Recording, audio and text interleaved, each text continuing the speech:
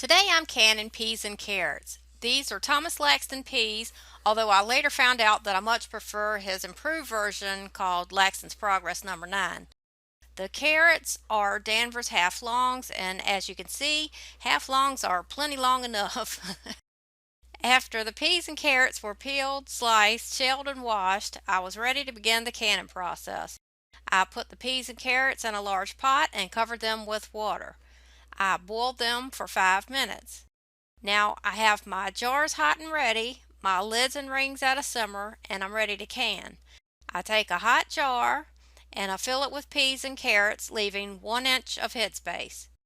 I add half a teaspoon of salt, which is optional. Then I add liquid, leaving 1 inch of headspace.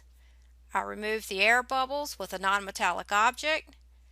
I wipe the rim of the jar clean. I took a hot lid, a hot ring, and I tightened it firmly. I set the jar back in the water bath canner to stay warm until all of the jars were full. When all of the jars were full, I transferred them to my pressure canner.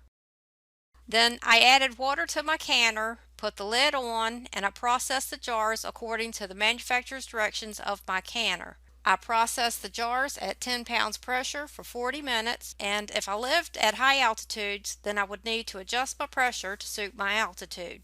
When the processing time was complete, I turned off the heat and I let the canner sit for at least 30 minutes. Then I removed the jars and set them on a towel on the counter to cool. The next day, I removed the rings, washed the jars, wrote peas and carrots on the top and the date that I canned them.